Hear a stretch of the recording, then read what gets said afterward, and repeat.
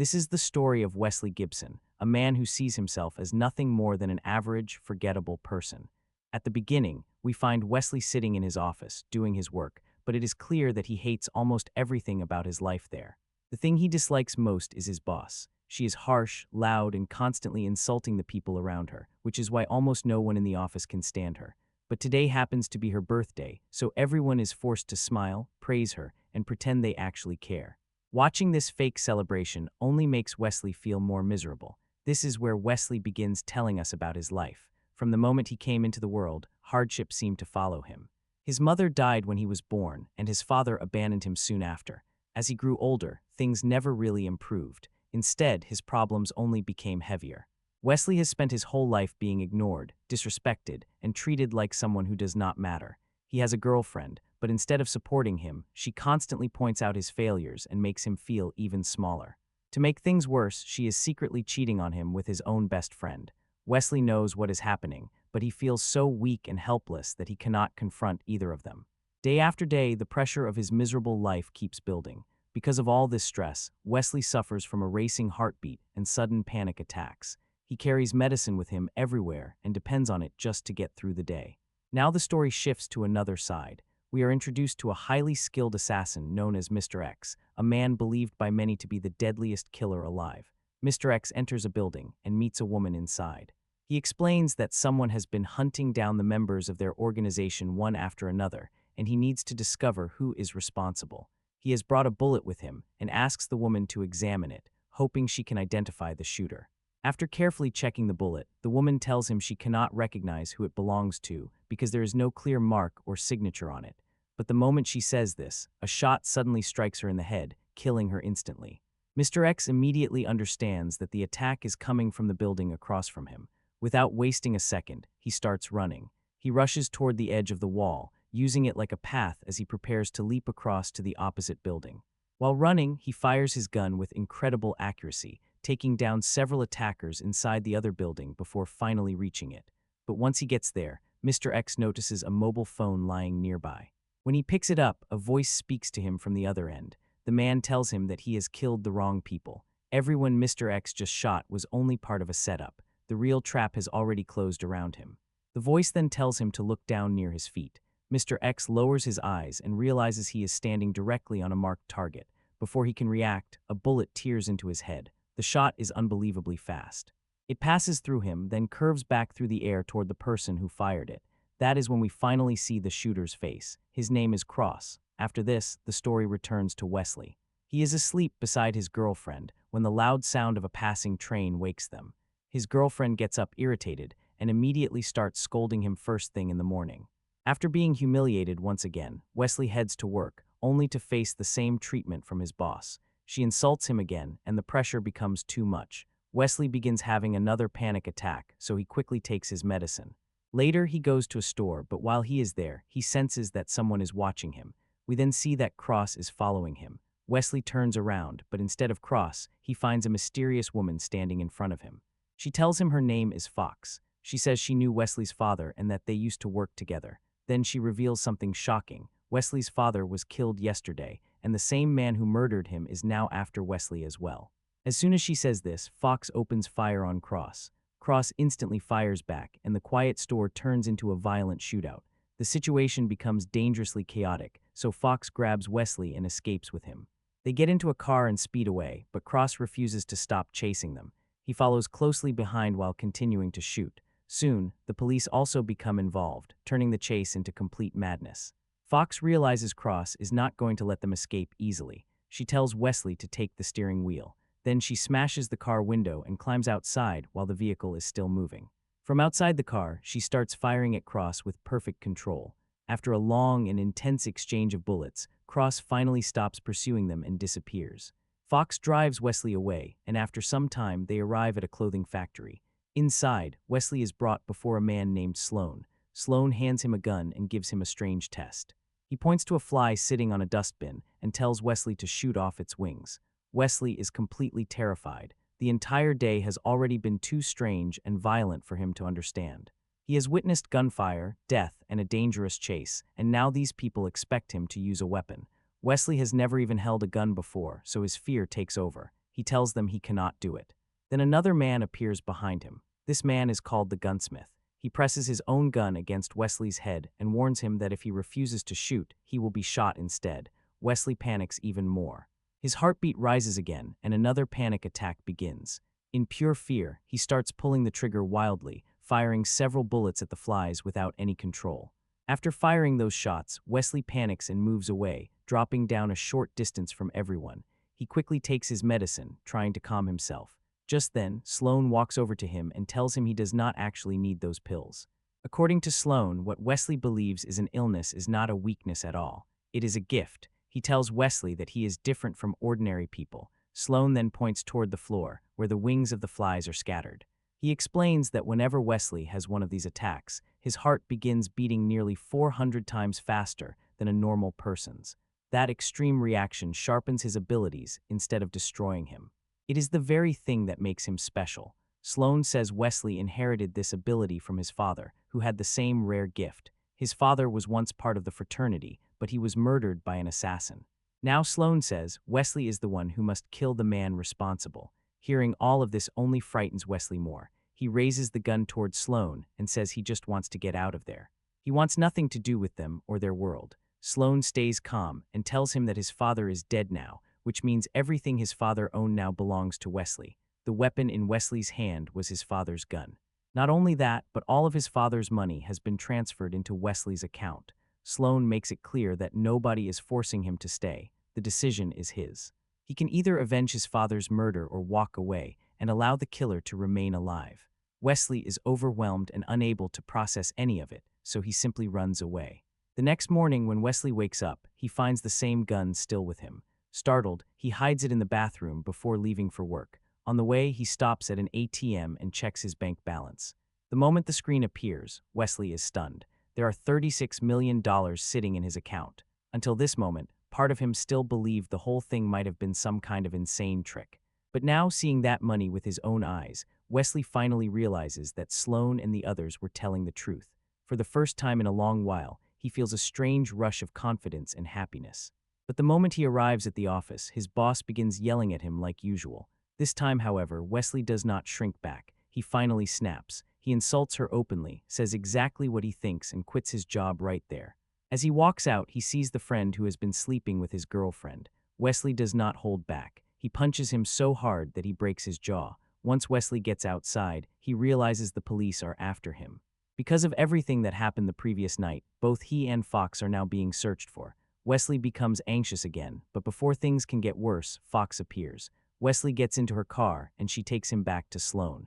When they return, Wesley tells Sloan that he wants to kill the man who murdered his father. Sloan reveals that the assassin's name is Cross. He warns Wesley that Cross is extremely dangerous. Even many trained killers from their own side fear him. If Wesley truly wants to face him, he will need to train hard and push himself far beyond anything he has ever done before. After hearing this, Wesley agrees to begin his training. His training starts immediately. First, Wesley is taken to a man known as the repairman. The repairman ties him to a chair and beats him brutally while asking the same question again and again. Why has Wesley come here? Wesley answers that he came with Fox. The repairman does not accept that answer and beats him even harder. Eventually, Wesley passes out. When he loses consciousness, he is sent to another trainer called the Butcher. The Butcher teaches him how to fight with a knife, but the lesson is harsh and painful. During the training, he cuts Wesley's hands badly, and Wesley faints once again. This time, when Wesley wakes up, he finds himself lying inside a tub filled with wax. A man is standing in front of him. This man is called the Exterminator. He explains that the wax seals wounds and heals them within minutes. He also tells Wesley that he specializes in explosives. His job is to build bombs, and his most unusual method is attaching those bombs to rats. By using rats, he can send explosives into places where people would never expect them. To Wesley, all of this feels completely insane, but the training does not stop. Next, he is taken to the gunsmith, who begins teaching him how to handle and fire a weapon properly. Time passes, but Wesley does not improve. No matter what they teach him, he struggles to learn. Everyone grows frustrated with him, especially Fox. She tells him it looks like he does not even want to learn. Wesley finally loses his temper as well. He says maybe they chose the wrong man because he is not built for this kind of life. That is when Sloan takes Wesley to his father's room. He tells him that his father was the best among all of them. If Wesley truly wants to do this, he cannot treat it halfway. He has to give himself completely to the training. He has to become like his father. After saying this, Sloane leaves him alone. Wesley remains in his father's room for hours, surrounded by the memory of the man he barely knew. When he finally comes out, something about him has changed. He seems more focused, more controlled, and more prepared than before. Now Wesley begins learning properly. His mind sharpens, his body responds, and his control becomes much stronger. Soon he appears even better than the very people training him. If he wanted to, he could probably kill them. Everyone can see it now. Wesley is finally ready. But there is still one final lesson left, and it is the most important one of all. Learning how to bend a bullet's path. Wesley is told that he must make the bullet curve in midair. A slab of meat is placed in front of him, with a target positioned behind it. Wesley raises the gun and aims, but no matter how many times he tries, he cannot make the shot land where it should. Then Fox steps forward and places herself directly in front of the meat. Seeing her standing in the line of fire makes Wesley extremely nervous. For a moment, his fear nearly takes over. But then he forces himself to focus completely. He pulls all his attention into one point, fires, and this time, the bullet curves perfectly. It bends around Fox without touching her and strikes the target behind her. After witnessing this, Sloane knows Wesley is finally prepared. Sloane then begins explaining the truth about the fraternity. He tells Wesley that their organization has existed for many years. Inside their clothing factory, a hidden code appears in the fabric produced by the loom. Once that code is decoded, it reveals a name. According to Sloane, these names belong to people who will bring destruction, suffering, and chaos into the world. The fraternity kills them before they can harm innocent people. At that very moment, Sloane receives a new name. He gives it to Wesley and tells him this will be his first target. Wesley leaves with Fox to carry out the mission. But when the moment comes to pull the trigger, Wesley freezes. He cannot understand why he should kill a man he does not even know. He tells himself he is not a murderer. So Wesley returns and admits to Fox that he cannot kill someone like that without knowing the reason. That is when Fox tells him about her past. When she was a child, a man came into her home and murdered her entire family. Fox survived, but she lost everyone and was left completely alone. Later, after she joined the fraternity, she discovered that the same man's name had appeared in the fabric days before the massacre. But the assassin assigned to kill him had refused, just like Wesley did. Because that man was allowed to live, Fox's family died. If he had been stopped when the loom first named him, her parents and loved ones would still be alive. Fox tells Wesley that people like him do not stop on their own. If they are spared, they go on destroying more lives and leaving more children orphaned, just like her. After hearing this, Wesley finally understands what the fraternity believes it is doing. He returns to the mission and kills the target. From that point on, Wesley becomes a real assassin. Sloane continues giving him names, and Wesley carries out each assignment, killing the targets one after another. But one day, while Wesley is on a mission, Cross suddenly appears in front of him. The two instantly open fire on each other. Their aim is so precise that their bullets crash together in midair. What follows turns into a dangerous game of pursuit, with both men trying to outsmart, trap, and kill the other. During the chaos, Wesley takes cover inside a building. Suddenly, someone appears behind him. Believing it is Cross, Wesley reacts without hesitation and shoots. But when he turns around, he realizes he has made a terrible mistake.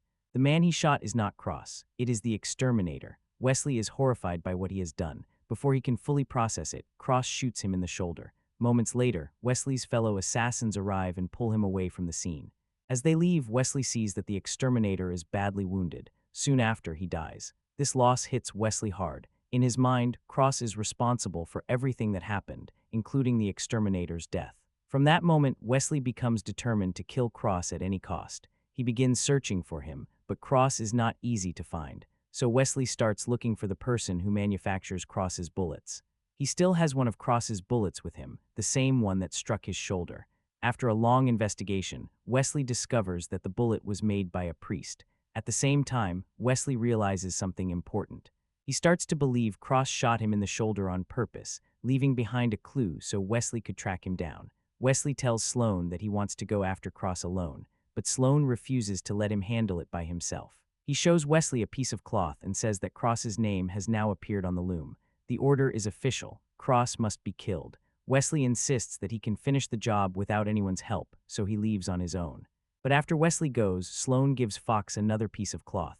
This time the name on it is Wesley's. Sloane orders Fox to kill him. Meanwhile, Wesley reaches the priest. The priest does not want to answer his questions and tries to escape. Fox catches him before he can get away. Wesley demands to know where Cross is. The priest tells him that Cross also wants to meet him. If Wesley is ready, the priest can take him there. The priest leads Wesley to a railway station. When a train arrives, he tells Wesley that Cross will be waiting inside. Wesley boards the train and the priest runs off. Fox immediately goes after the priest. As the train begins moving, Wesley spots Cross and the two start firing at each other. Fox realizes the train has already left the station, so she jumps into a car and speeds after it. Inside the train, Wesley and Cross continue fighting, each trying to gain the upper hand. Fox sees that she cannot get onto the train normally, so she makes a reckless decision. She drives the car straight into the moving train. Moments later, the entire train crashes and ends up hanging dangerously from a bridge. During the impact, Wesley slips and starts falling. Just before he drops, Cross grabs his hand and saves him. Wesley cannot understand why Cross would save him instead of letting him fall. Confused and still full of rage, he shoots Cross. After firing, Wesley moves closer to him, and that is when Cross reveals the truth. He tells Wesley that the fraternity has been lying to him. Then he says the words that completely break Wesley. Wesley is his son, and he is Wesley's real father. Wesley is stunned. Before Cross can explain anything further, he dies. A moment later, Fox arrives. Wesley immediately asks her if Cross was telling the truth. Fox admits that he was. Hearing this destroys Wesley from the inside. He realizes that the people he trusted manipulated him into killing his own father. Wesley angrily says they made him murder his father with his own hands. Fox tells him they had no other choice. Cross was too skilled, too experienced, and too dangerous for any of them to kill. They knew that if Wesley attacked him, Cross would never truly fight back, because a father would never kill his own son. So they used Wesley as the perfect weapon against him. And now Fox says Wesley must die as well, because his own name has appeared on the loom. Just as Fox prepares to kill him, Wesley breaks the glass beneath him and drops down with his father's body. Somehow, he survives the fall. Some time passes. Wesley wakes up in a house located directly across from his old apartment. There, he finds the priest, the same man who helped bring him here and saved his life. The priest finally tells Wesley the full truth. He explains that Sloan leads the fraternity, and Wesley's father once worked for that same organization. One day, Cross discovered that Sloan's name had appeared on the cloth, but Sloan refused to accept his own death. Instead, he secretly changed the name. When Cross spoke out against him, Sloan twisted the situation and replaced his own name with Cross's. After that, everyone in the fraternity believed Cross was the one who had to be killed.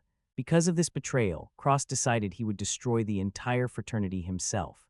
That is why they had been trying so desperately to kill him. But none of them were strong enough to defeat him, so Sloan eventually chose Wesley and turned him against his own father. The priest also tells Wesley that Cross loved him deeply. He left Wesley behind only because he wanted him to have a normal, peaceful life away from violence. Even after leaving, Cross never truly abandoned him. He continued watching over Wesley from a distance, which is why he bought the house directly opposite Wesley's home. All Cross ever wanted was for his son to live safely and stay away from this world. The priest tells Wesley he should leave everything behind and disappear. After saying this, he walks away, but Wesley does not leave. Instead, he begins searching through his father's house. Inside, he discovers weapons, ammunition, and explosives. Now Wesley's grief turns into revenge. He decides he will kill everyone in the fraternity and finish what his father started. He begins forming a plan. First, he goes to the market and buys a large amount of peanut butter so he can trap rats. His idea is to use the same method the exterminator once described: attach bombs to rats and send them into the enemy's base. Wesley does exactly that. Soon, he captures thousands of rats and straps explosives onto their bodies. Then one day, he loads all of them into a large truck and drives straight into the factory. As soon as he enters, Wesley opens the truck door. The rats rush out and scatter throughout the building, spreading into every corner of the factory. Once they are everywhere, Wesley detonates the explosives. A huge blast tears through the entire place. Right after the explosion, Wesley steps into the damaged factory with his gun and begins killing every assassin in his path. He fights his way through the building until he finally reaches Sloan's office. But the moment he enters, Sloan's people surround him from all sides. Fox is there too. Seeing himself completely trapped, Wesley pulls out the piece of cloth from his pocket, the same cloth that revealed Sloan's name. He tells everyone that Sloan has been deceiving them. The loom never ordered Cross to be killed. The real order was to kill Sloan. Sloan changed the truth, and because of his lie, Wesley's father was hunted down and killed. Fox turns to Sloan and asks if Wesley is telling the truth. Sloan admits that he is. Then Sloane pulls out a file and hands each person a piece of paper. He tells them that his name was not the only one that appeared on the loom. Their names appeared too. According to Sloane, he saved all of their lives by hiding the truth. He gives them a choice. If they believe he was wrong, they can obey the loom and kill themselves. Or they can kill Wesley, forget everything, and continue running the fraternity the way they always have. After saying this, Sloane walks away. The assassins prepare to kill Wesley, but Fox knows Wesley has been betrayed. She also understands what the code truly demands, so she fires a single curved bullet. The bullet travels in a circular path, striking every assassin in the room one after another. At the end of its path, the bullet hits Fox as well. Everyone dies except Wesley. Watching Fox fall leaves him deeply shaken. Afterward, Wesley begins searching for Sloane, but no matter how long he looks, Sloane is nowhere to be found. Wesley eventually leaves the ruined factory. When he reaches an ATM, he checks his account and sees that all the money is gone. In that moment, he is back where he started with nothing. More time passes. Later, we return to Wesley's old office and see his desk again. Sloane arrives there and points his gun at the man sitting in Wesley's place. But when the man turns around, Sloane realizes it is not Wesley. The man only laughs. Then Sloane looks down and sees that he is standing directly in Wesley's line of fire. A bullet suddenly shoots through Sloane's head. After passing through him, the bullet curves back toward the same gun that fired it. We then see Wesley holding his father's gun. With this final shot, he avenges Cross's death and destroys the fraternity exactly as his father wanted. And with that, the movie comes to an end. Wesley Gibson's life at the beginning of Wanted is not just boring. It is the kind of boring that feels almost violent in its own quiet way. He sits in that office like a man who has already lost the argument with life. The job is miserable, his boss keeps crushing him down, his girlfriend is cheating on him, and even his so-called friend is part of the humiliation. Every corner of his routine seems designed to remind him that he has no control, no respect, and honestly, no real reason to expect anything better tomorrow. And that is where the movie actually understands something. Before it becomes all bullets bending through the air and cars flipping like toys, Wanted taps into a very simple fantasy. What if the weakest guy in the room was not actually weak? What if all that anxiety, all that panic, all that bottled-up frustration was not a defect, but a hidden weapon? James McAvoy sells that early version of Wesley well. He is twitchy, tired, awkward, and sometimes annoying in a way that feels intentional. You can almost feel how badly this guy wants to disappear and explode at the same time. He is not cool yet, not even close. He is sweaty, scared, overmedicated, and constantly pushed around. The film maybe overplays it a little. Wesley's misery is so extreme that it almost becomes cartoonish. The horrible boss, the cheating girlfriend, the dead-end desk job, it is not subtle. But subtlety is not really Wanted's language. This movie does not whisper, "This man is unhappy." It grabs you by the collar and says, "Look how pathetic his life is." Still, that exaggeration works for the kind of movie this is. Wesley has to begin at rock bottom, because the whole pleasure of the story is watching him crawl out of it in the most ridiculous, violent, comic book way possible. His anxiety becomes the starting point for the fantasy. His weakness becomes the setup for the transformation. And honestly, that is why the opening works better than it probably should. Beneath all the loud style and absurdity, there is something recognizable there. The feeling of being trapped in a life that keeps shrinking around you. Wanted just takes that feeling and gives it a gun.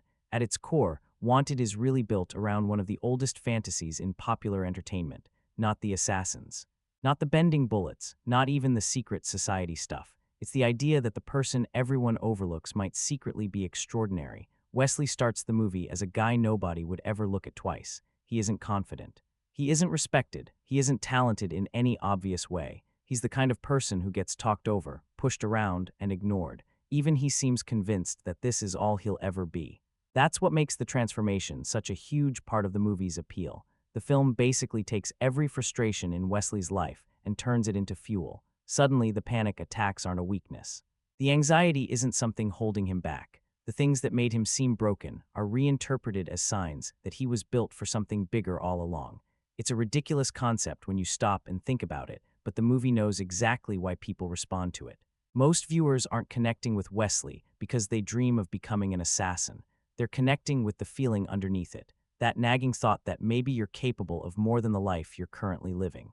That maybe the version of yourself everyone sees isn't the full story. Wanted takes that feeling and cranks it to comic book levels. One day Wesley is getting yelled at by his boss and barely surviving his daily routine. The next, he's being told that he's descended from legendary killers and possesses abilities most people can't even comprehend. It's an absurd leap, but the movie embraces it completely. What helps is that James McAvoy doesn't suddenly become an action hero overnight. Even after entering this new world, there's still hesitation in him. He's scared, confused, overwhelmed. You can see him trying to catch up with what's happening around him. The transformation feels gradual enough that you buy into it, at least emotionally. And honestly, that's where a lot of the fun comes from.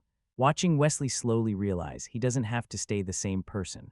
Watching him push back against people for the first time. Watching someone who spent years feeling powerless suddenly discover what power feels like. The movie isn't subtle about any of this. It's basically a giant wish fulfillment fantasy wrapped inside an action movie. But sometimes that simplicity works, because underneath all the crazy action and impossible physics, Wanted is really telling a story about reinvention. About a guy who spends years accepting a miserable version of himself before finally deciding he doesn't want to live that way anymore. The assassin stuff is the fantasy. The transformation is the part people actually remember. One thing Wanted definitely doesn't believe in is gentle mentorship. The moment Wesley enters the world of the fraternity, any idea of a traditional training montage goes straight out the window. Nobody pulls him aside and patiently teaches him the ropes. Nobody gives motivational speeches. Instead, the movie's version of training is basically, let's beat this guy senseless until he either adapts or dies trying. And honestly, that's where the film starts revealing just how strange its worldview really is. Almost every lesson Wesley learns comes through pain. He's punched, kicked, thrown around, humiliated, and pushed to physical extremes. The fraternity treats suffering like it's an educational tool. The logic seems to be that greatness isn't taught, it's forced out of you. At first, there's something darkly funny about it.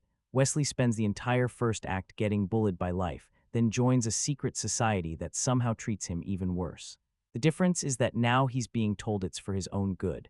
The training sequences are memorable because they're so excessive. Every member of the fraternity seems to have their own bizarre method of turning Wesley into an assassin.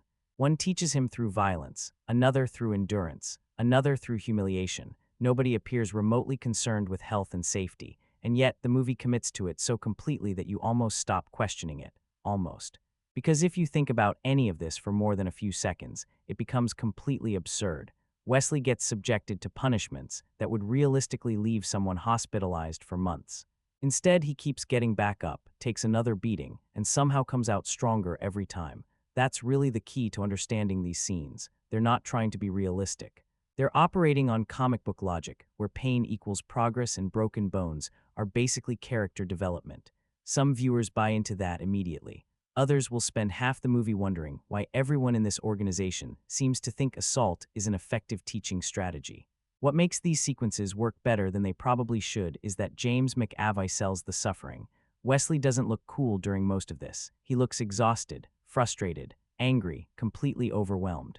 Every new lesson feels like another reminder that he's nowhere near ready for the world he's entered. That vulnerability gives the training some weight, even when the methods themselves make no sense. The movie is also using these scenes for something beyond action. This isn't just about learning how to shoot or fight. It's about stripping away the version of Wesley that existed at the beginning of the story. The timid office worker gets dismantled piece by piece. The fraternity isn't simply teaching him skills, they're trying to erase who he was. Whether that's clever or completely ridiculous probably depends on your tolerance for the film's brand of insanity.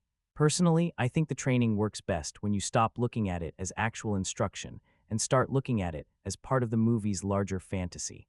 Wanted isn't interested in showing how someone realistically becomes an elite assassin. It's interested in transformation. Pain becomes a shortcut for growth. Every bruise is another step toward becoming the action hero the movie wants Wesley to become. It's brutal, sometimes unnecessarily brutal. Occasionally it feels like the film is throwing violence into scenes simply because it can, but it is never forgettable. Years after watching Wanted, I may not remember every plot detail, but I definitely remember the training. Mostly because no sane person would ever agree to it. Then again, Wesley doesn't exactly get a choice. Now, let's talk about the part of Wanted that tends to separate the people who go along with the movie from the people who spend the entire runtime staring at the screen wondering if everyone involved has lost their minds. The fraternity, because as crazy as the action gets, the actual mythology behind this organization might be even crazier. At first, the setup sounds fairly straightforward. Wesley discovers that there's a secret society of assassins operating in the shadows, protecting the balance of the world through carefully selected killings. That's already a pretty familiar action movie concept. Secret organizations, hidden rules, ancient traditions. We've seen variations of that before. Then Wanted decides that's not weird enough. So instead of receiving targets through intelligence networks, investigations, surveillance, or some highly advanced system, the fraternity gets its assignments from a loom, an actual loom, a giant weaving machine. And somehow, this thousand-year-old piece of machinery creates patterns in thread that contain coded names of people who are supposedly destined to die. I remember the first time hearing that explanation and thinking, wait, we're really doing this. And to the movie's credit, it never backs down from the idea. Not once. That's honestly what fascinates me about it. Wanted doesn't treat the loom like a joke. Nobody in the film looks at it and says, this sounds ridiculous. The fraternity treats it with complete sincerity, almost like it's a sacred artifact. The more the movie explains it, the more it starts feeling less like an assassin organization and more like a religion. The members don't simply follow orders, they follow destiny. They believe they're carrying out a higher purpose. Their famous philosophy, kill one, save 1,000, becomes the moral foundation for everything they do. They aren't supposed to see themselves as murderers, they're guardians, executors of fate. Instruments carrying out decisions that have already been made somewhere beyond human understanding. At least that's what they tell themselves. And that's where the mythology actually becomes more interesting than it first appears. Beneath all the bullets and explosions, the fraternity is built on blind faith. Every assassin in this organization has accepted the idea that a mysterious machine knows who deserves to die. Nobody questions it. Nobody demands evidence. They simply trust the system because they've inherited that belief from the people who came before them. The film doesn't spend a huge amount of time digging into that idea, but it's there. You can feel it in the atmosphere of the fraternity. The old buildings, the rituals, the reverence, the way Sloane speaks about their mission, everything carries this almost spiritual weight. It feels less like a modern criminal organization and more like an ancient order preserving sacred traditions. The strange thing is that the concept is simultaneously one of the movie's biggest strengths and one of its biggest weaknesses. On one hand, it's memorable. Nobody forgets the loom. You can watch 100 action movies and most of them blur together. Wanted gives you assassins who read destiny from woven threads. That's certainly original. On the other hand, it's also the hardest thing to accept. A lot of viewers can buy curved bullets. Weirdly enough, that's not the biggest hurdle. But asking people to believe that global assassinations are being organized by a magical textile machine, that's where some audiences check out completely. And honestly, I get it. The movie asks for a tremendous amount of trust from the audience. If you're willing to embrace the absurdity, the mythology becomes part of the fun. If you're not, every scene involving the loom probably feels increasingly ridiculous. What's interesting is that the film never seems concerned about convincing skeptics. It doesn't carefully explain the mechanics. It doesn't try to ground the concept in science. It simply presents the mythology and expects you to either accept it or move on. That's a risky approach, but it does give Wanted its own identity. Without the fraternity, this would just be another revenge story about a guy discovering hidden talents. The mythology is what gives the film its weird personality. It's the thing that makes Wanted feel like it exists in its own strange universe, where destiny can be woven into fabric and entire lives can be directed by patterns hidden in thread. Whether that's brilliant, ridiculous, or somehow both at the same time is probably something every viewer has to decide for themselves. Personally, I think the movie works best when you stop trying to make the loom make sense. The second you start asking practical questions, you've already lost. Wanted certainly doesn't have the answers. It just has a giant loom, a room full of assassins, and enough confidence to pretend that's perfectly normal. One of the most interesting things about Wanted is that while it's trying very hard to be its own movie, you can almost see the DNA of other films running through it. Not in a bad way necessarily. More like a movie fan's playlist accidentally got turned into a blockbuster. The comparison that comes up most often is The Matrix, and honestly, it's impossible to ignore. You have an ordinary guy trapped in a miserable life who suddenly discovers there's a hidden reality operating behind the world he thought he knew. He gets recruited by mysterious mentors, learns impossible abilities, and starts seeing himself differently. Even some of the visual language feels familiar. Slow-motion bullets, exaggerated physics, stylized action. The resemblance is hard to miss. The difference is that The Matrix was constantly asking philosophical questions. Wanted mostly wants to know what would happen if those bullets started turning corners. Then there are traces of La Femme Nikita and Leon floating around the edges of the story. You can feel that influence in the assassin training, the secretive underworld, and the idea of an ordinary person being reshaped into a professional killer. Those films were more grounded emotionally, though. Wanted takes similar ingredients and throws them into an energy drink blender. Everything becomes louder, everything becomes bigger, everything explodes more often. The Bourne comparison is interesting because it's less about the story itself and more about the fantasy of hidden potential. Jason Bourne wakes up not knowing who he is and gradually discovers extraordinary abilities. Wesley's journey isn't identical, but it scratches a similar itch. The idea that beneath the surface there's another version of yourself waiting to emerge. The difference, of course, is that Bourne feels like he exists in a recognizable reality. Wesley lives in a universe where assassins receive assignments from woven fabric and bullets behave like guided missiles. That gap matters. Visually, there are also moments where Wanted feels like it's borrowing attitude from places like Sin City. Not necessarily the exact look, but that same obsession with style. The film wants every action scene to feel iconic, every gunshot, every pose, every impossible stunt. It's constantly reaching for imagery that looks cool before it worries about whether it makes sense. Sometimes that works brilliantly. Sometimes it feels like the movie is trying so hard to impress you that it forgets to relax.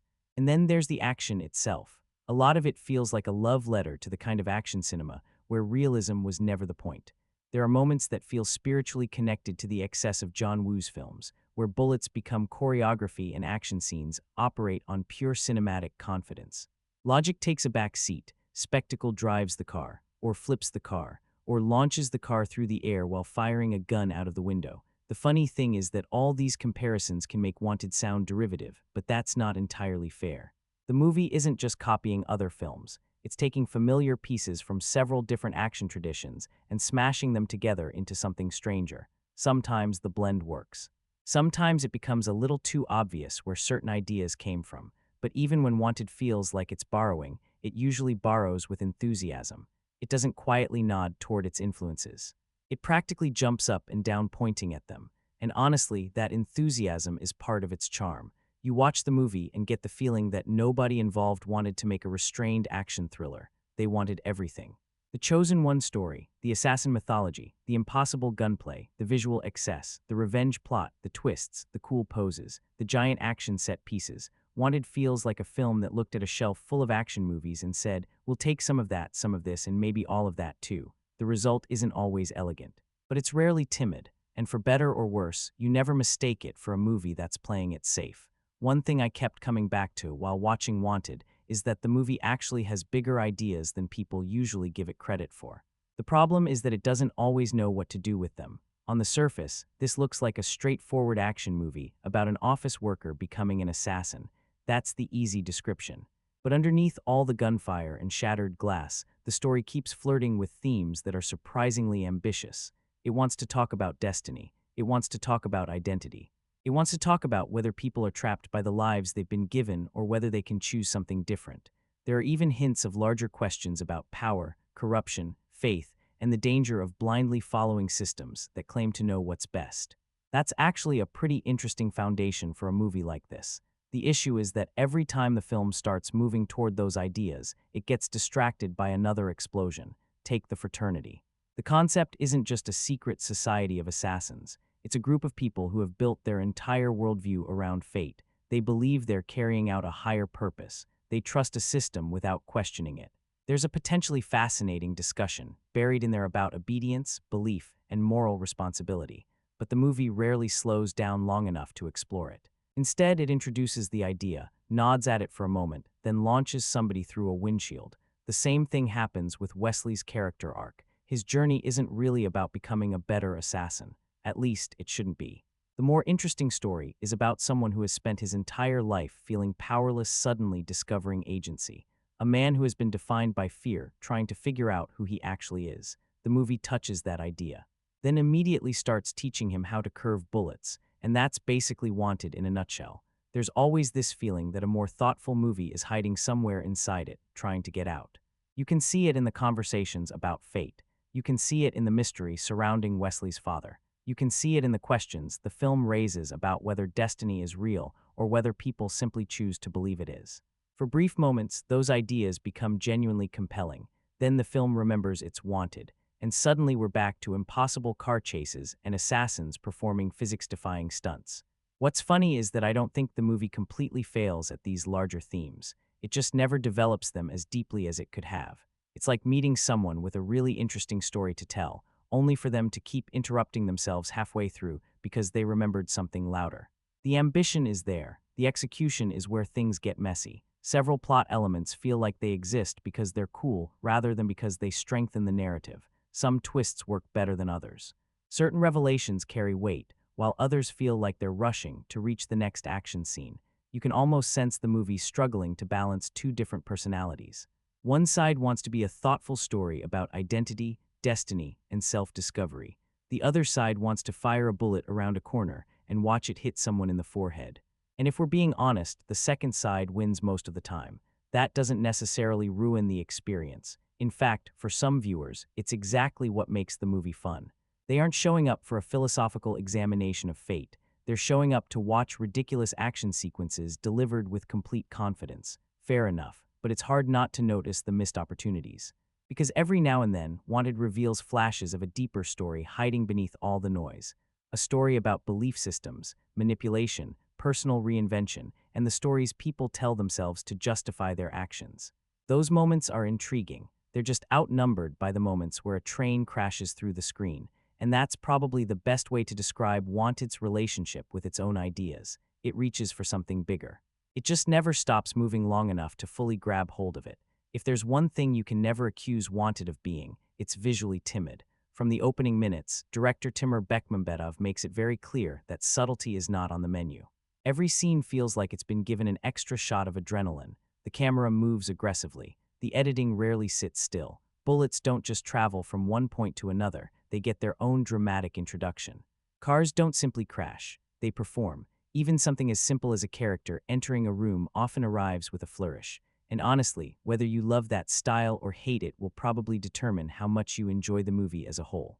Because Bekmambetov isn't just directing the action, he's constantly drawing attention to how he's directing the action. You can feel his fingerprints on almost every frame. The movie is packed with slow motion, speed ramps, whip-fast edits, exaggerated camera moves, and visual tricks that make reality feel elastic. Sometimes the camera seems less interested in observing events and more interested in diving directly into them.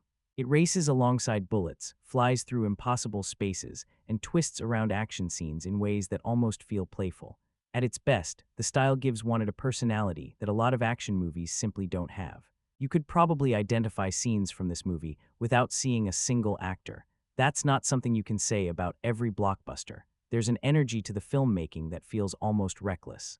Bekmambetov clearly isn't interested in making a grounded thriller. He wants spectacle. He wants movement. He wants the audience to feel like they're being pulled through the screen, and sometimes it genuinely works. There are action sequences in Wanted that still stand out years later because of how aggressively stylized they are. The movie isn't content with showing you an explosion. It wants to show you the explosion from 6 different angles while the camera spins through the debris and follows a bullet toward its target. It's excessive, but it's memorable. The problem is that the movie never really finds an off switch. What starts as exciting can eventually become exhausting. There were moments where I found myself wishing the film would just relax for 30 seconds. Not because the action was bad, but because everything is dialed up all the time. The visual intensity never really drops. The editing keeps pushing. The camera keeps moving. The soundtrack keeps pounding away in the background. There's very little contrast. And without contrast, even the coolest tricks start losing impact. One of the recurring criticisms people have of Wanted is that it sometimes feels like style is trying to compensate for substance. Every time the story threatens to slow down and ask a meaningful question, the movie seems eager to distract you with another visual flourish. It's almost like Bekmambetov is worried you'll get bored if something isn't flying through the air. The funny thing is that I don't think the style itself is the problem. In fact, it's probably the movie's biggest strength. The issue is quantity. A little of this style is exciting. 2 hours of it can feel like being trapped inside an energy drink commercial. Still, I have to give Bekmambetov credit for something. In an era where a lot of big-budget action movies were starting to blur together, Wanted feels unmistakably like his movie. You can see influences from his earlier work, especially the same hyperactive visual instincts that showed up in his previous films, but here they're unleashed on a much larger scale. For better or worse, the movie never looks ordinary. And that's probably why people still remember it. Maybe they don't remember every plot twist, maybe they don't remember every character, but they remember the feeling that the movie was constantly trying to impress them, overwhelm them, and throw something new at them every few minutes. Sometimes it succeeds brilliantly, sometimes it tries way too hard, but it never feels like the work of a director going through the motions. Bekmambetov directs Wanted like someone who's been handed the keys to a giant Hollywood action movie and decided the safest thing to do would be absolutely nothing safe at all. The result is messy, over the top, occasionally exhausting, and impossible to confuse with anything else, which, in its own strange way, might be exactly what the movie needed. For a movie that contains this much violence, Wanted is surprisingly playful, not funny in the traditional comedy sense. You're not watching it for punchlines, but there's a mischievous streak running through the entire film that keeps it from becoming completely self-serious. And honestly, I think that's one of the reasons the movie works as often as it does. Because let's be real for a second. If Wanted treated every single one of its ideas with absolute seriousness, it would probably collapse under its own absurdity. We're talking about assassins who bend bullets, receive assignments from a mystical loom, survive punishment that would destroy normal human beings, and perform stunts that belong in a Saturday morning comic book. At some point, the movie needs to acknowledge how ridiculous it all is. Thankfully, it usually does. You can feel it in the tone of the early scenes. Wesley's miserable office life is exaggerated to almost cartoon levels. His boss is so aggressively awful that she barely feels like a real person. His best friend and girlfriend are practically caricatures of betrayal. The film isn't aiming for realism there. It's creating a heightened world where everything is slightly larger, louder, and more ridiculous than reality. That comic book energy follows the movie everywhere. Even the action scenes often have a sense of playful invention behind them. They're not just trying to be exciting, they're trying to surprise you. The film constantly asks, what's the most outrageous way we can stage this moment? Then it usually goes even further than that. A car doesn't just crash. A train doesn't just derail. A bullet doesn't just hit a target. Everything has an extra layer of exaggeration attached to it. Sometimes it feels like the movie is operating on the logic of a kid describing the coolest action scene they've ever imagined. And somehow that's part of its charm. There's also a lot of dark humor woven into Wesley's journey. His frustration with life, the humiliations he suffers, the way he gradually starts pushing back against the people who have been walking all over him, it all carries a slightly mischievous edge. The movie clearly enjoys watching this ordinary guy stop caring about the rules that have controlled him. You can tell the filmmakers are having fun with that transformation. What's interesting is that the humor rarely stops the movie dead for a joke. Instead, it's built into the situations themselves. The absurdity becomes the joke. The sheer confidence with which the film presents impossible ideas becomes part of the entertainment. The movie never pauses to wink directly at the audience. It doesn't need to. The wink is already built into the concept. At the same time, Wanted walks a strange line. It wants to be playful, but it also wants to be cool. Sometimes those two things work together beautifully. Other times the movie gets so caught up in looking stylish that it risks losing some of that self-awareness. But when the balance works, it gives the film a unique personality. A lot of action movies from that era were trying very hard to be dark, gritty, and serious. Wanted occasionally feels like it's having more fun than those movies. It embraces the comic book roots of its story instead of hiding them. It understands that spectacle can be entertaining simply because it's imaginative. That's an underrated quality.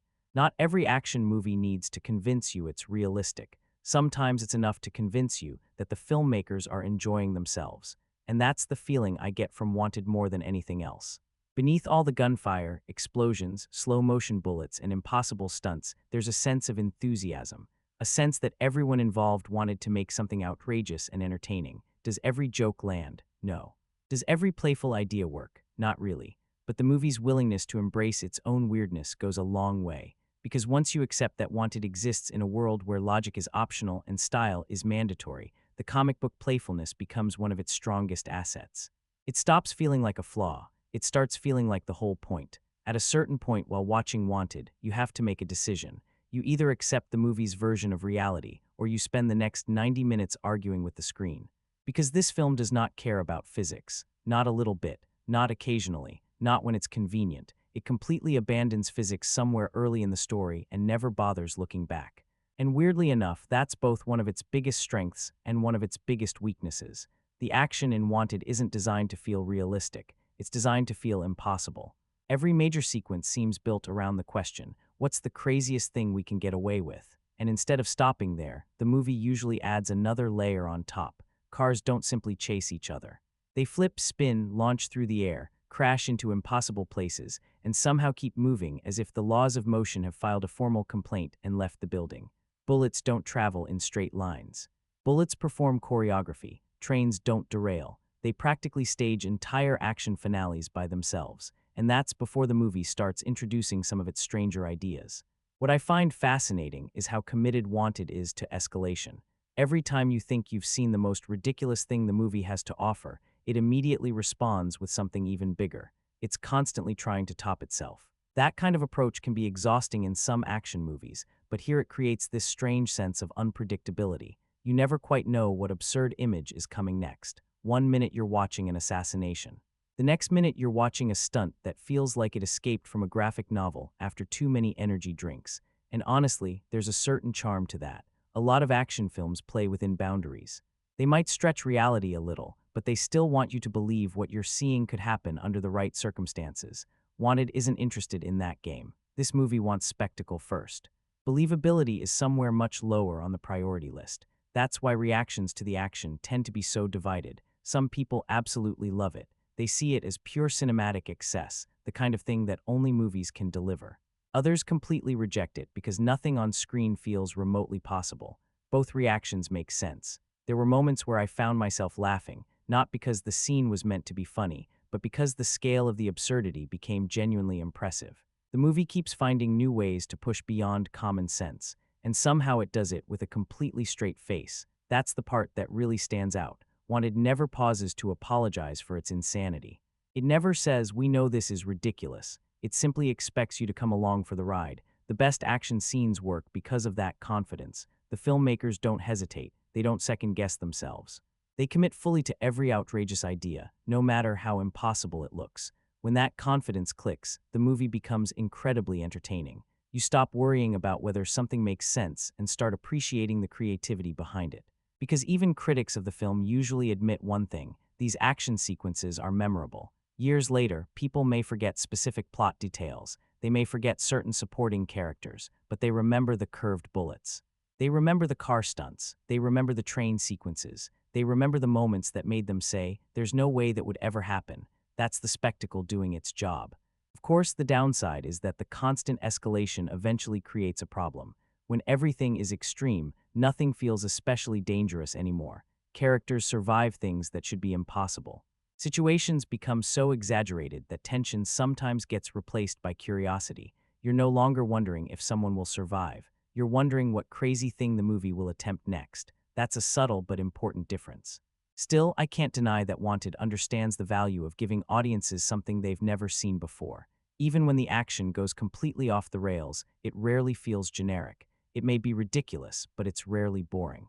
And I think that's why the film still has supporters years later. Not because the action is realistic, not because it's grounded, not because it respects logic, but because it embraces excess with such reckless enthusiasm that you almost have to admire it.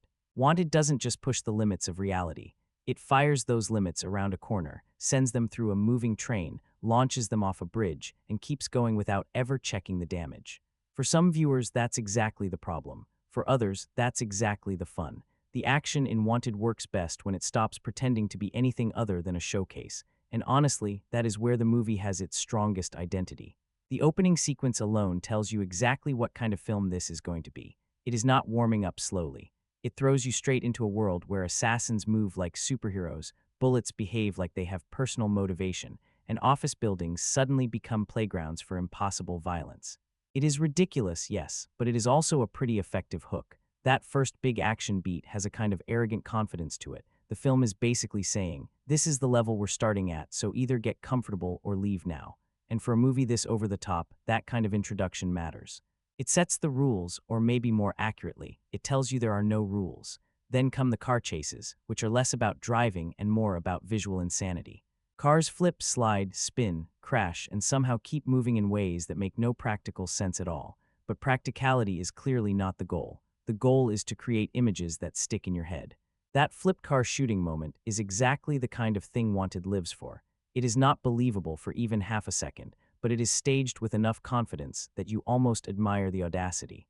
The movie knows it looks cool, and it leans into that completely. The train material is another major highlight, even if it also pushes the film into full cartoon territory. A train crash in Wanted is not just a crash. It becomes this huge, extended, physics-defying disaster sequence where spectacle completely takes over. For some viewers, it is thrilling. For others, it is the moment where the film officially becomes too much.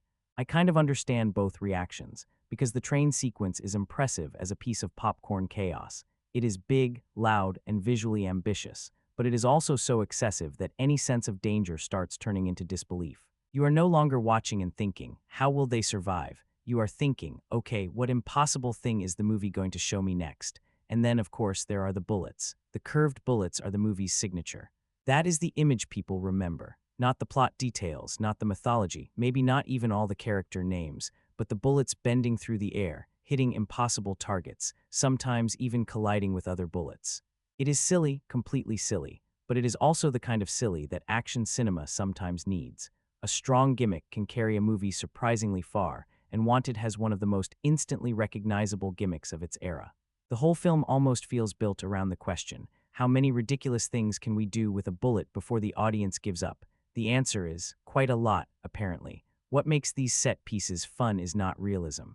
It is momentum. The movie keeps throwing new images at you before you have time to fully reject the last one. Car chase, shootout, train crash, impossible assassination. It is all delivered with this breathless energy that makes the flaws harder to focus on in the moment. That does not mean every sequence works perfectly. Some scenes go too far, some effects feel too digital, some ideas are more impressive in concept than execution. But the best set pieces have a reckless imagination that a lot of safer action movies simply do not have. Wanted may not always be smart action, but it is rarely lazy action, and that is the difference. Even when the film is being absurd, it is trying to give the audience something memorable. The opening sequence, the car stunts, the train wreck, the bending bullets, these are the pieces that define the movie. They are loud, messy, excessive, and completely impossible, but they are also the reason people still talk about it, because sometimes an action movie does not need to convince you that something could happen. Sometimes it just needs to make you remember that it did. One of the biggest conversations surrounding Wanted has always been its relationship with CGI, not whether the effects are impressive. Most people agree they are.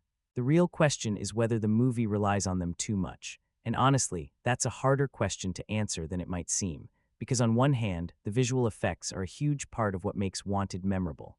This isn't a movie trying to hide its digital fingerprints. It embraces them completely. The camera follows bullets through the air. Cars perform impossible stunts. Entire action sequences seem designed around things that simply couldn't be done practically. The movie wants to show you things reality can't provide, and for that reason alone, CGI becomes essential to its identity. The problem is that sometimes you can feel it. You know those action scenes where your brain immediately accepts what it's seeing, even if it's dangerous or spectacular. There's a certain physical weight to them. You feel the impact. You feel the risk. Wanted occasionally loses that feeling. Not because the action is poorly staged, but because so much of it exists in a digital space that the danger starts feeling abstract. The characters survive impossible situations. Vehicles move in ways that seem disconnected from gravity. The environment itself sometimes feels like it's bending to accommodate the action. At a certain point, you're no longer watching a stunt. You're watching an effect, and there is a difference.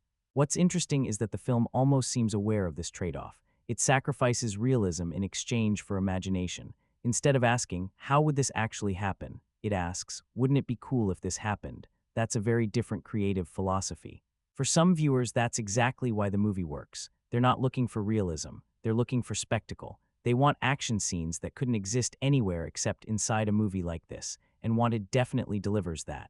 But if you're someone who loves the texture of practical action, you may find yourself feeling a little disconnected. There's something about practical stunt work that creates instant tension. When you watch a real car chase or a real physical stunt, your brain recognizes the danger even if you don't consciously think about it. With heavy CGI, that instinctive reaction becomes harder to trigger. The irony is that many of Wanted's most famous moments are also the moments most dependent on digital effects. The curved bullets, the exaggerated vehicle stunts, the massive train sequence, these are the scenes people remember.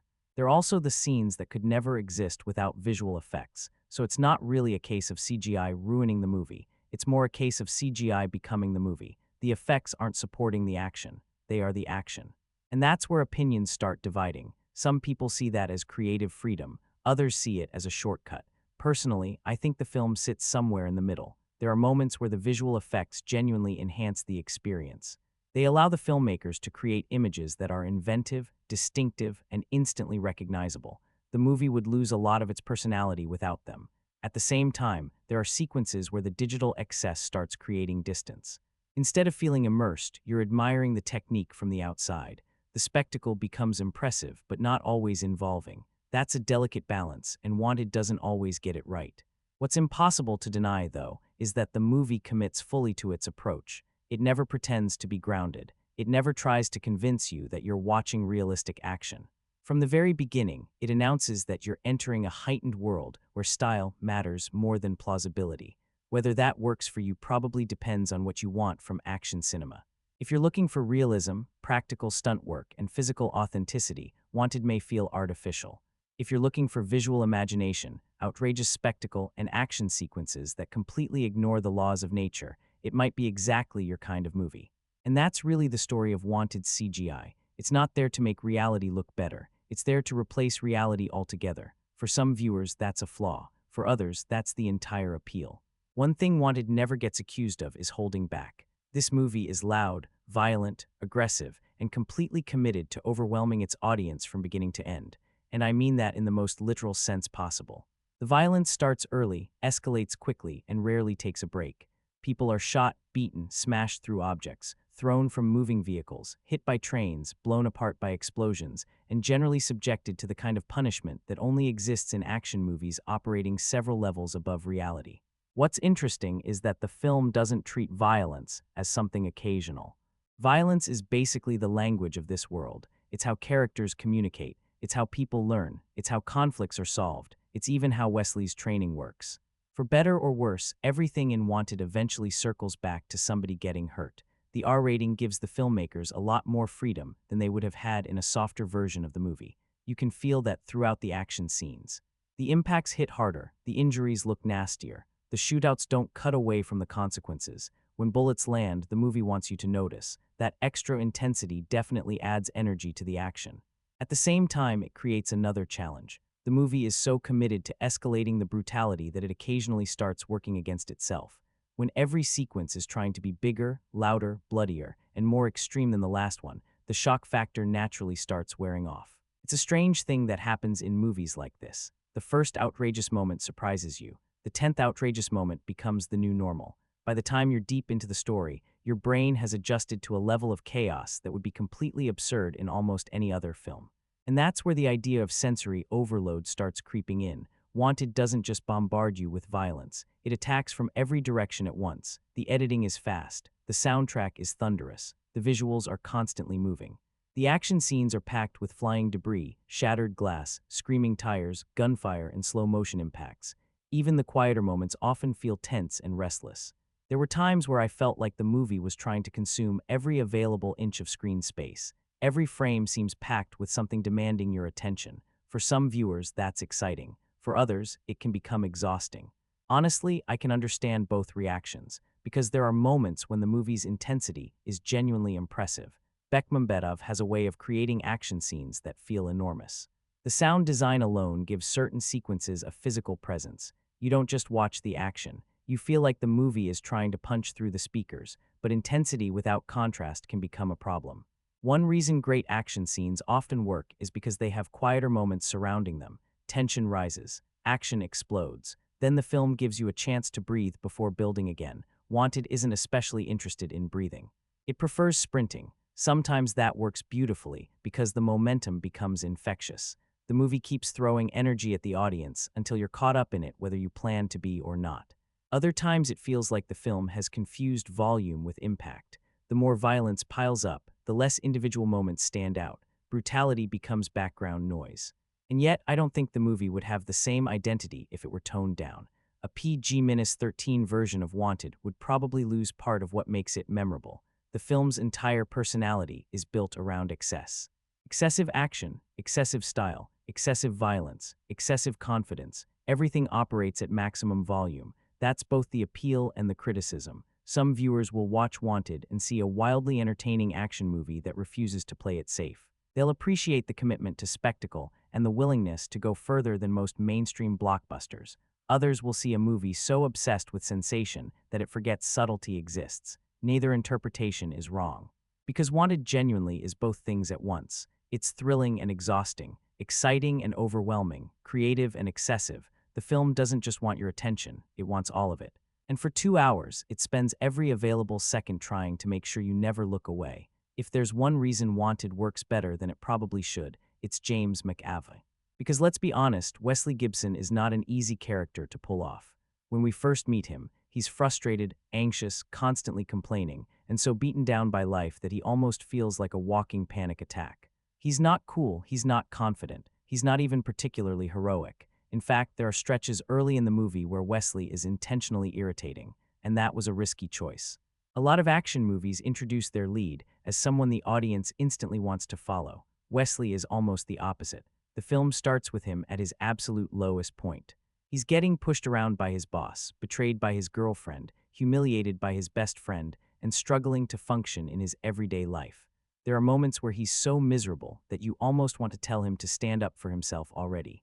But that's exactly where McAvoy's performance becomes important. He doesn't play Wesley like a stereotypical loser. He plays him like a real person who's been crushed by years of disappointment and frustration. Beneath all the whining and anxiety, there's genuine exhaustion there. You can see someone who spent so long feeling powerless that he's stopped believing anything can change. That's a much more interesting place to start from. The transformation only works if you buy the weakness first, and McAvoy absolutely sells it. What's impressive is how naturally he carries the character through the movie's increasingly ridiculous situations. The world around Wesley gets crazier with every scene. Secret assassin societies, impossible gun skills, physics-defying action, destiny woven into fabric. None of it should feel remotely believable. Yet McAvoy somehow keeps Wesley grounded enough that you continue following him through all of it. He's basically acting as the audience's representative inside this insane universe. He's confused when we're confused, overwhelmed when we're overwhelmed, and occasionally questioning things that probably should be questioned. The other thing I like about the performance is that the transformation isn't instant.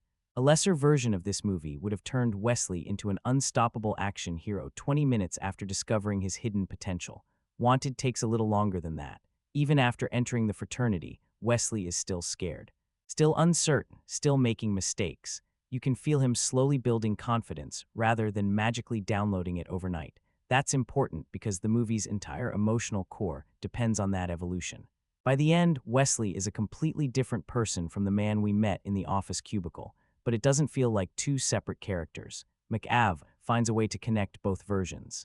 You can still see traces of that anxious office worker buried underneath the assassin, and that makes the transformation more satisfying. Now, does every aspect of the character work? Not necessarily.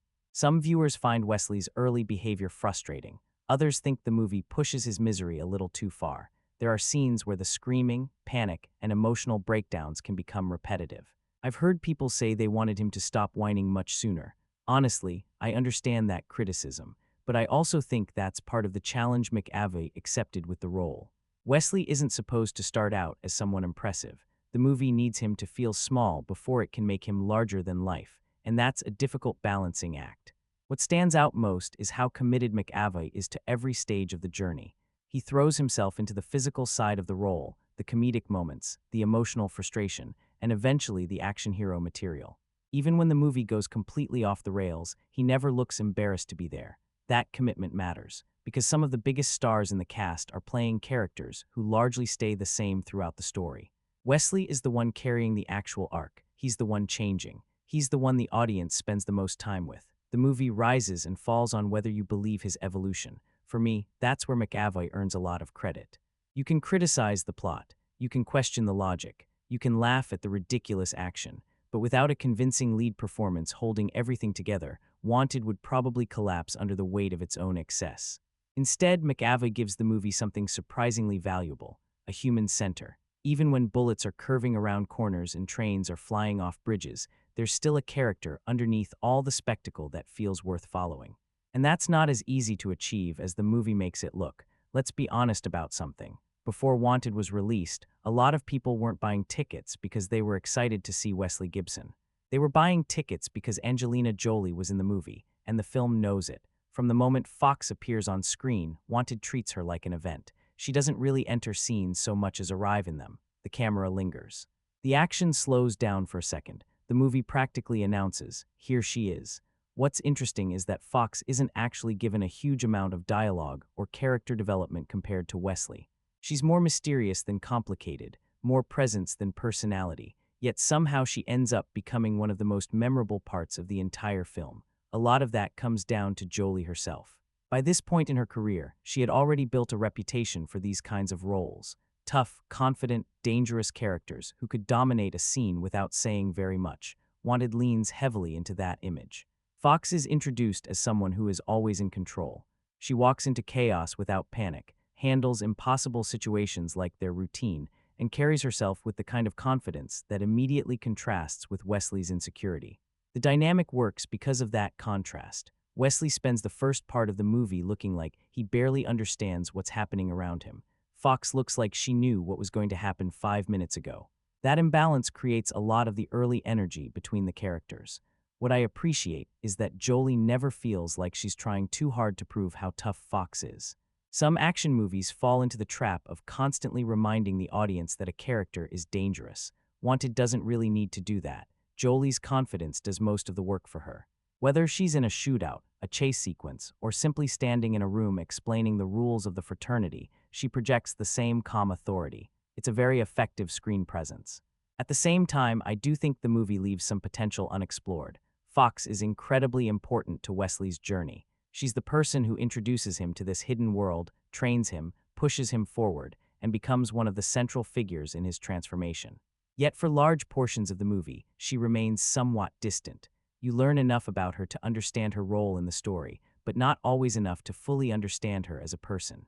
That's probably the biggest criticism I have of the character. The movie is fascinated by Fox as an icon. It's less interested in Fox as a human being, and those aren't the same thing. There are moments where it feels like the script assumes Jolie's charisma will fill in the blanks. To be fair, she does a pretty good job of that. She has the kind of screen presence that naturally draws attention. Even when she's not the focus of a scene, your eyes tend to drift back toward her. But charisma can only carry a character so far. I found myself wanting a little more depth, a little more insight into what makes Fox tick beyond her role within the fraternity. Still, as an action movie figure, she absolutely works. The action sequences benefit from her presence because she looks completely comfortable inside this exaggerated world. Some actors struggle when movies become this stylized. Jolie never seems out of place. Whether bullets are curving through the air or cars are doing things cars should never do, she treats it all as perfectly normal. That confidence helps sell the fantasy. It's also worth mentioning how much of the movie's visual identity is tied to Fox. Certain scenes feel specifically designed around Jolie's image and persona. The filmmakers clearly understand that she's one of the movie's biggest attractions, and they use her accordingly. Sometimes that works brilliantly. Sometimes it edges a little too close to treating the character as an action movie poster rather than a fully developed person. But even then, Jolie remains difficult to ignore. And that's probably the best way to summarize her contribution to Wanted. Fox may not be the deepest character in the film. She may not even be the most important character in the story. But she's one of the reasons the movie feels larger than life. Every time she appears, the energy shifts. The movie gets cooler. The movie gets sharper. The movie gets a little more confident in itself. And whether that's because of the character, the performance, or simply the star power Angelina Jolie brought to the role, honestly, it's probably a combination of all three. Either way, Wanted would feel very different without her, and almost certainly less memorable. There are some actors who bring credibility to a movie simply by walking into the frame. Morgan Freeman is one of those actors, and Wanted knows exactly what it's doing by casting him as Sloane. Because let's be honest, this movie asks the audience to accept some pretty wild ideas. Secret assassin societies, destiny hidden in woven fabric, bullets that curve through the air. People surviving things that would instantly end most action movies. On paper, a lot of it sounds completely ridiculous. Then Morgan Freeman starts explaining it, and somehow it sounds a little more reasonable. Not because the ideas themselves become better. They don't. It's because Freeman has spent decades developing one of the most authoritative screen presences in cinema. The moment he starts speaking, there's this instinctive part of your brain that wants to listen. It's almost unfair. Give another actor Sloane's dialogue and audiences might immediately start questioning everything. Give it to Morgan Freeman, and suddenly you're sitting there thinking, well, maybe the magical assassin loom does make sense, at least for a few minutes. That's really Sloane's role in the movie. He's the storyteller, the gatekeeper, the man who introduces Wesley, and by extension the audience, to this strange hidden world. Every major piece of mythology passes through him. He explains the rules, the history, the philosophy, and the purpose of the fraternity. He's basically the movie's voice of authority. And Freeman plays that role effortlessly. What I find interesting, though, is that Sloane isn't exactly a complicated character on the surface. He's not flashy. He's not involved in the biggest action scenes. He's not the emotional center of the story. Most of the time, he's standing in a room calmly explaining things while chaos unfolds around him. Yet he remains one of the film's most important figures. Part of that comes from the way Freeman approaches the role. He doesn't overplay Sloane. He doesn't try to make him larger than life. In a movie filled with people firing guns through impossible trajectories and launching vehicles into the air, Sloane stays remarkably controlled. That calmness becomes its own form of power. While everyone else is running, fighting, shouting, or bleeding, Sloane is usually the guy quietly telling everyone what comes next. The movie benefits from that balance. At the same time, there were moments where I couldn't help feeling that Freeman was almost too comfortable in the role. Not bad, never bad, just comfortable. This is the kind of character he's played variations of before, the wise mentor, the respected authority figure, the man whose words carry weight simply because he's the one saying them. You can sense how naturally it fits him. In some scenes, it almost feels like Freeman could deliver this material in his sleep and still make it work. The funny thing is that even when people criticize Sloane as a character, they often end up praising Freeman anyway. That's because the performance gives the role a level of gravitas that the script alone might not provide. There's a reason so many movies cast Morgan Freeman when they need somebody to explain complicated mythology, deliver exposition, or guide the audience through an unfamiliar world. He's exceptionally good at it. In Wanted, that skill becomes incredibly valuable because the film constantly flirts with absurdity. Sloane serves as the anchor that keeps the mythology from drifting completely off the rails. Whether he's discussing destiny, fate, or the purpose of the fraternity, Freeman delivers every line with absolute conviction, even when the audience might be raising an eyebrow. What's also interesting is how Sloane contributes to one of the movie's larger themes. Wesley spends most of the story searching for purpose, identity, and direction. Sloane presents himself as the man who has all the answers. He's confident, certain, unshakable, and that's exactly why Wesley trusts him. The character works best when you view him not just as a mentor, but as a symbol of authority itself. The kind of person people follow, because he sounds like he knows what he's talking about. Whether he actually does is a different question. Without getting too deep into later story developments, Sloane becomes more interesting the more you think about the role he plays within the fraternity. He isn't just leading an organization, he's preserving a belief system. He's the person translating destiny for everyone else. And that gives the character a subtle layer beyond the usual action movie mentor archetype. Still, if I'm being completely honest, I don't think Sloane is remembered because of the writing. He's remembered because Morgan Freeman played him. A lesser actor might have turned the character into a walking exposition machine. Freeman turns him into someone whose presence feels significant even when he's simply standing still. That's not easy to do, especially in a movie this loud. Wanted is packed with explosions, car chases, shootouts, and visual chaos. Yet somehow Morgan Freeman manages to command attention without doing any of those things. He just talks, and somehow that's enough. Maybe that's the real superpower in this movie. Not bending bullets, not superhuman reflexes, not assassin training, just being Morgan Freeman and making a room listen. When people talk about Wanted, the conversation usually starts with James McAvoy, Angelina Jolie, or Morgan Freeman, and that's understandable. They're the faces on the poster. They're the characters driving the story. They're the names most audiences remember walking out of the theater. But one thing I noticed rewatching the movie is how much the supporting cast quietly helps hold everything together. Even though most of these characters don't get a huge amount of screen time, they do a lot of important work in making this strange assassin world feel populated and alive. Take Thomas Kretschmann, for example. His role is crucial because so much of the story revolves around him, especially in the early stages. There's a certain intensity he brings that fits perfectly within the movie's heightened reality. He doesn't need lengthy speeches or emotional monologues. His presence alone creates tension whenever he appears. Then there's Terrence Stamp. And honestly, Terrence Stamp has one of those faces that instantly adds credibility to any movie. Even when he's only on screen briefly, he carries the kind of screen presence that makes you pay attention. Wanted uses him sparingly, but effectively. His role isn't large, yet it feels important. That's a recurring theme with the supporting cast, actually. Many of them appear for relatively short stretches, but they leave an impression because they're played by recognizable performers who know exactly what kind of movie they're in. Common is another good example. He doesn't get a massive amount of dialogue, but he contributes to the atmosphere of the fraternity.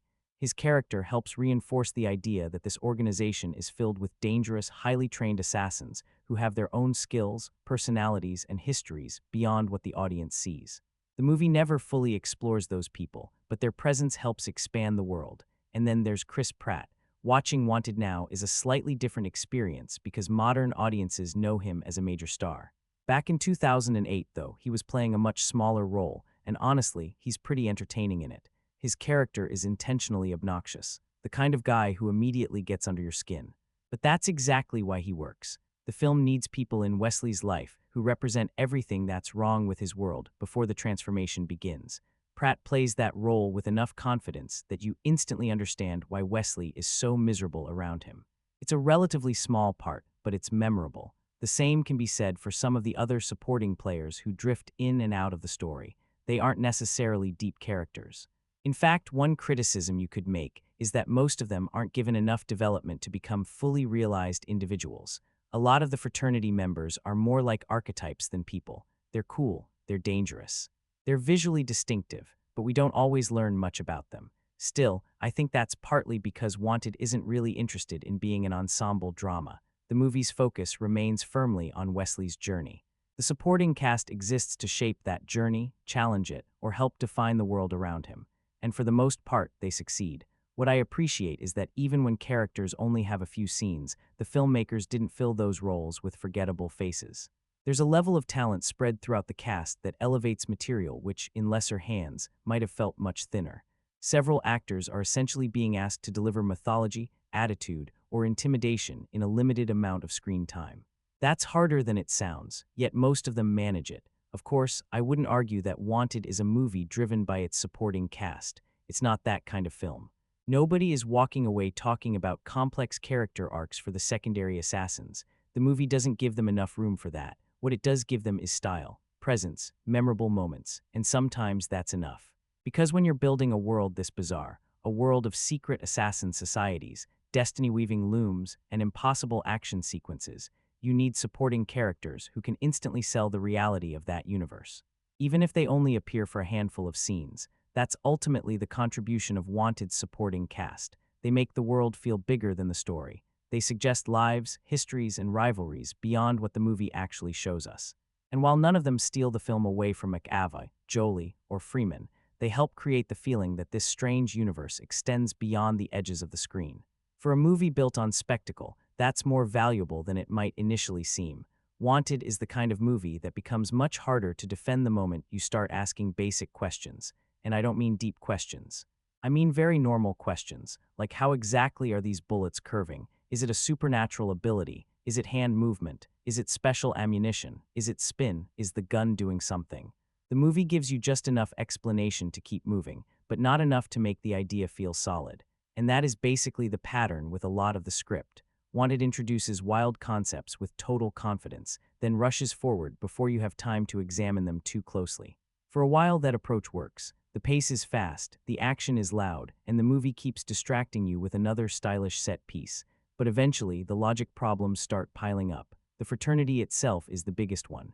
An ancient assassin order taking names from patterns in fabric is memorable, sure, but the film never really makes it convincing. Everyone inside the organization treats the loom like sacred truth, but as an audience member, you're left sitting there thinking, wait, nobody ever questioned this system. Not once. For 1,000 years, that is where the movie's mythology starts wobbling. The training is another area where realism completely disappears. Wesley gets beaten, abused, thrown around, and pushed through physical punishment that should destroy a normal human body.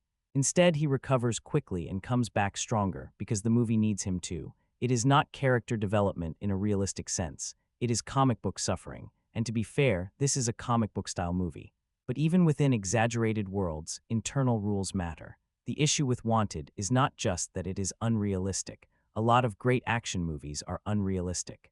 The bigger issue is that the film sometimes feels like it is inventing rules scene by scene. Whatever needs to happen for the coolest visual moment is what happens. A car needs to flip perfectly so someone can shoot from it. Fine. A train needs to collapse in a way that keeps the sequence going. Fine. A character needs to survive something impossible because the plot is not done with them yet. Also fine. After a while, tension becomes harder to feel because the movie has already shown you that anything can happen if it looks cool enough. That is the danger of too much freedom. When there are no clear limits, danger starts feeling less dangerous. The story also leans heavily on twists, but not all of them land with the same force. Some revelations are fun and give the movie a nice jolt. Others feel predictable or underwhelming because the foundation underneath them is shaky. If the world already feels ridiculous, a major plot reveal has to work twice as hard to feel meaningful. And sometimes Wanted just does not earn that weight. There are also smaller logic issues everywhere. Character motivations shift quickly. Some relationships feel thin. Certain emotional beats arrive because the story needs them, not because the film has carefully built toward them. Fox, Sloan, Cross, the fraternity, all of them are interesting pieces, but the movie often uses them more as action machinery than fully developed dramatic forces. That does not mean the film fails completely. Actually, part of Wanted's charm is that it almost knows how absurd it is. The movie moves with so much confidence that you can enjoy it as spectacle, even while recognizing that the script is held together with duct tape and attitude. But there is a limit. If you are the kind of viewer who needs story logic to be tight, Wanted will probably drive you insane. It asks you to accept too much, too quickly, with too little explanation. It wants emotional investment, but it also wants to bend reality whenever the next action scene demands it. That combination can be frustrating, because there is a version of this movie where the mythology is sharper, the rules are clearer, and the twists hit harder. The ingredients are there: secret assassins, fate, revenge, identity, betrayal, a powerless man discovering hidden abilities. That is enough material for a strong narrative, but Wanted is more interested in velocity than construction. It would rather keep moving than stop and make everything fit, and maybe that is why the movie works best when you treat logic as optional. The second you start pulling at the thread, the whole thing begins to unravel. Which is kind of ironic, considering how much this movie depends on a loom. For all the criticism you can throw at Wanted, and believe me, there is plenty, you have to give the movie one thing: it moves. This film has absolutely no interest in standing still. Some action movies spend a long time carefully building their world, slowly introducing characters, setting up rules, explaining motivations, and easing the audience into the story. Wanted takes a very different approach. It practically grabs you by the collar and drags you through its universe before you've fully figured out what's happening. And somehow, that becomes one of its biggest strengths. The movie opens with energy and then keeps stacking more energy on top of it. Wesley discovers a hidden world. He's chased, recruited, trained, betrayed, sent on missions, learning new abilities, uncovering secrets. The story is constantly moving toward the next thing, sometimes almost too quickly. There were moments where I felt like the movie was sprinting past ideas that could have used another scene or two. Certain character relationships, bits of mythology, even some emotional moments arrive and disappear before they've had much time to breathe. But that relentless pace also creates momentum. The kind of momentum that makes you forget to check how much time is left. Wanted is one of those movies where you can easily sit down expecting to casually watch a few scenes and suddenly realize you're an hour deep without noticing. Not because the story is particularly profound, but because the film understands how to keep dangling something in front of the audience. A new action sequence, a new mystery, a new twist, a new absurd visual idea.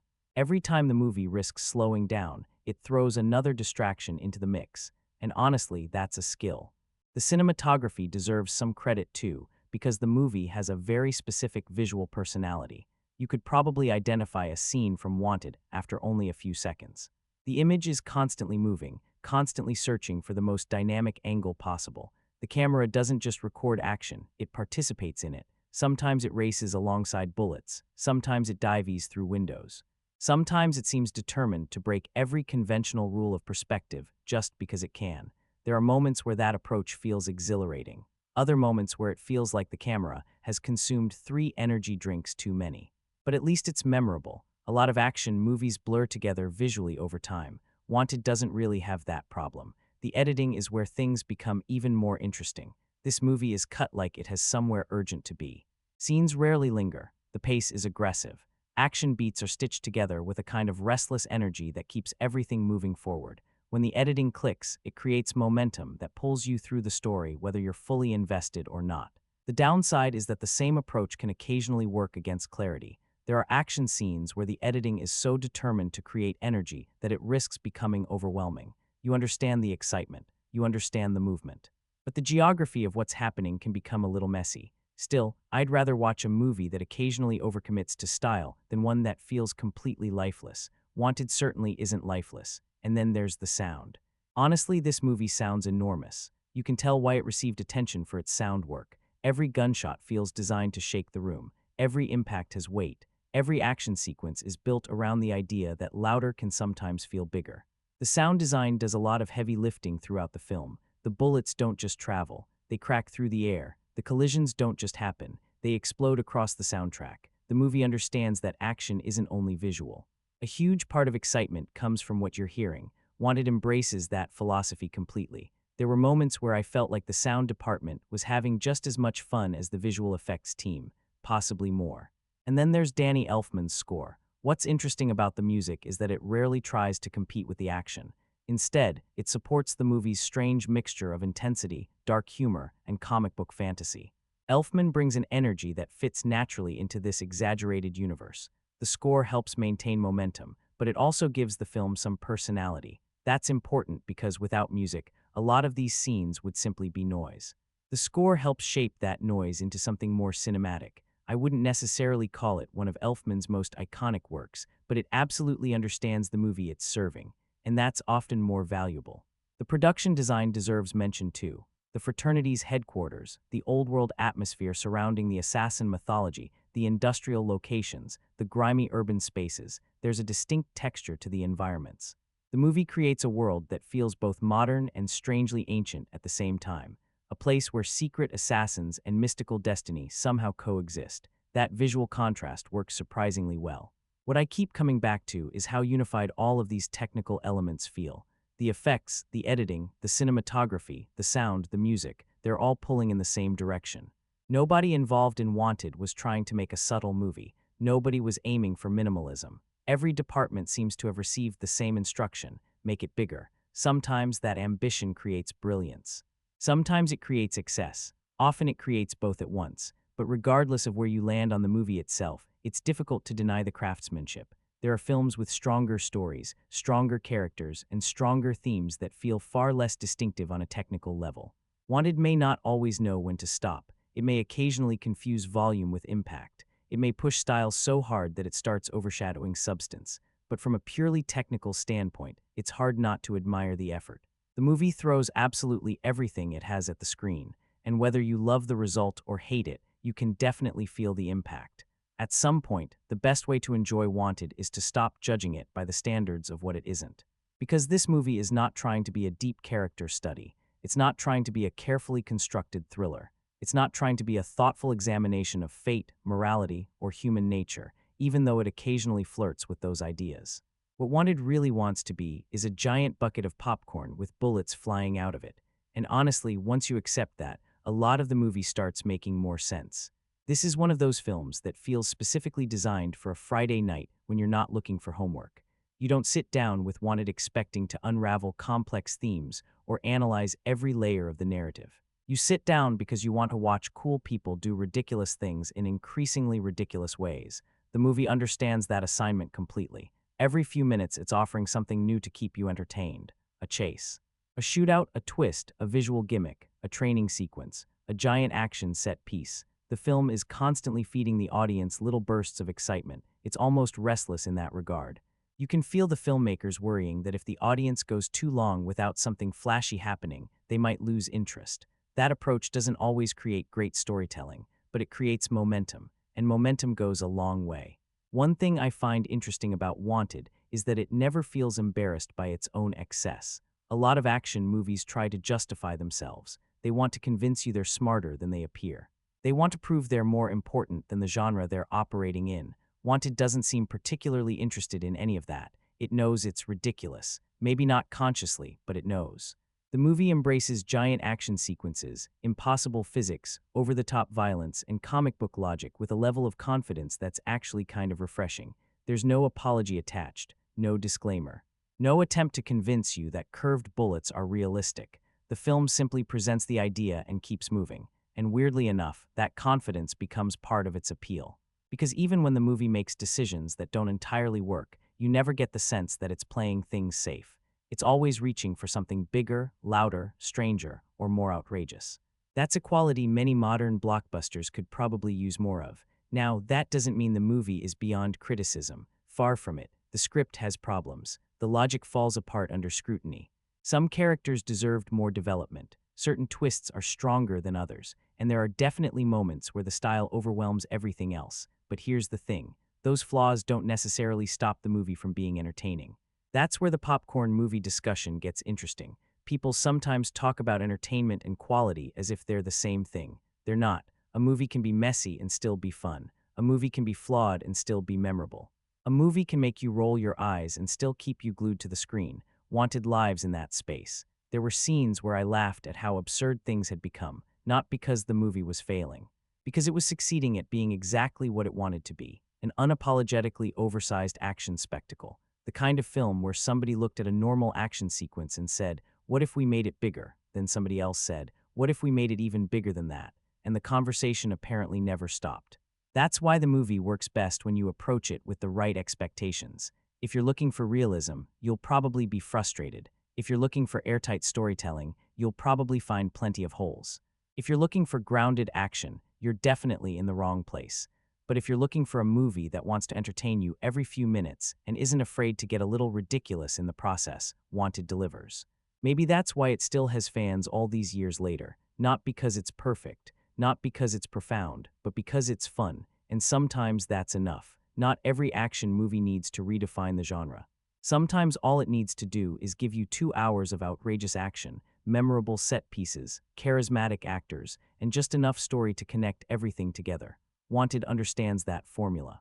Whether you consider that a compliment or a criticism probably depends on what you're hoping to get out of the experience, but as a pure popcorn movie, it's surprisingly effective. Messy, loud, occasionally ridiculous, and endlessly committed to entertaining you, which in the end might be exactly what it was aiming for all along.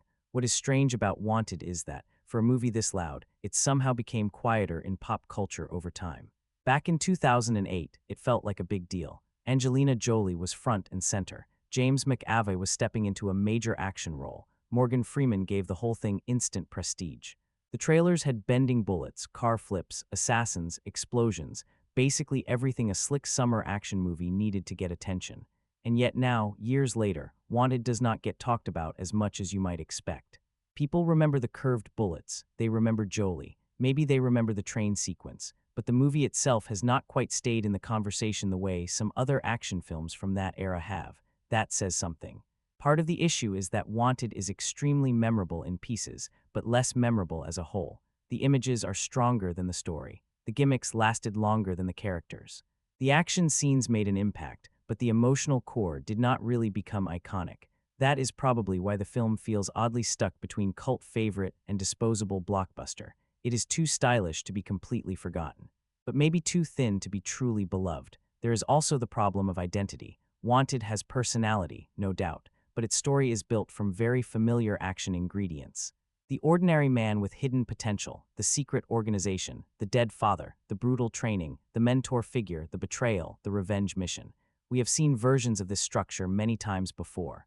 The film tries to separate itself through style, and for a while it does, but style ages in a very particular way. What looks wild and fresh in one era can start to feel like a timestamp later on.